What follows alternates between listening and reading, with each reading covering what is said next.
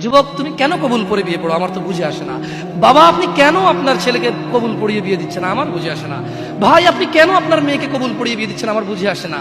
আপনার মেয়ে হলুদ কাপড় পরে, মাথার মধ্যে খোপা দেয়, 3 জনে এসে দুধ খাওয়ায়, 4 জনে কোলে নিয়ে নেয়, 6 জনে গান বাজায়, 10 জনে এসে হলুদ মাখে, শুধু বুঝি মৌলবি দিয়ে কবুল পড়ালে বুঝি মুসলিমের বিয়ে হয়। শুনুন, আপনার নবী মুহাম্মদুর রাসূলুল্লাহ সাল্লাল্লাহু আলাইহি ওয়াসাল্লাম কবুলের পদ্ধতি দিয়ে গেছেন, তাই কবুল পড়ায় মুসলমানের বিয়ে মনে করেন না। কিন্তু বাকি যেগুলো করেন এগুলো কার পদ্ধতি? কার? মিথ্যা কথা বলবেন না। হুজুর ডেকে খুতবা পড়ে কবুল পড়ে বিয়ে কার পদ্ধতি? আল্লাহ নবীর। এই গান কার পদ্ধতি? কেন করতেছেন? ওটা তো আপনার বিয়ের অংশ, বিয়ে না হলে তো বাজাতেন না। বিয়েকে কেন্দ্র করে যেমন কবুল বলছেন, বিয়েকে কেন্দ্র করেই তো গানটা বাজাচ্ছেন। কয়জন নবীর উম্মত আপনি? আপনার নবীর নাম কি? আই এম আস্কিং ইউ, আপনার নবীর নাম কি? আমার নবীর নাম মুহাম্মদ রাসূলুল্লাহ সাল্লাল্লাহু আলাইহি ওয়াসাল্লাম। Who is the messenger of Allah for you? আপনার জন্য আল্লাহর নবী কে? কোন নবীর সুন্নত পালন করলেন গান বাজিয়ে?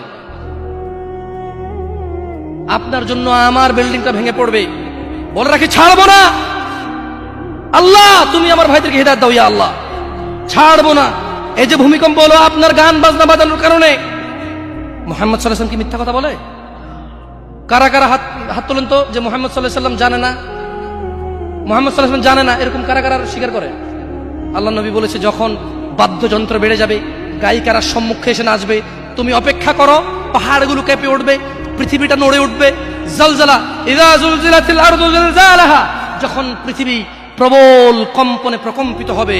ওয়া খরাজাতিল আরদু আসকালাহা, যখন এই মাটি তার ভিতরে যা আছে একদম লাথি মেরে বের করে দেবে, লাশ হোক আর যাই হোক, মাটি বলবে যে বের হও, বের হও আমার থেকে, বের হও, আমি তোর আর কাউকে রাখবো না।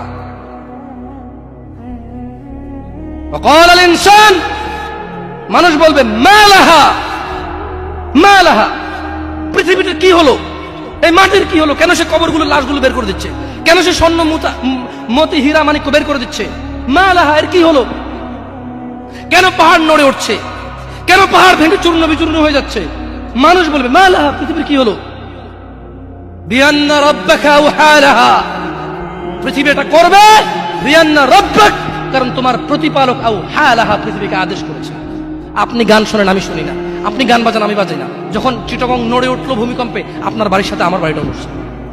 বন্ধ করেন এই জুলুম আমাদের উপর। আল্লাহর দিকে তাকিয়ে বন্ধ করেন, আল্লাহর দিকে তাকিয়ে বন্ধ করেন। আপনার বাড়িটা যদি ভেঙে ফেলার তো ইচ্ছা, বুলডোজারে ভেঙে ফেলেন, কেউ ধরবে? কেউ জিজ্ঞেস করবে আপনাকে?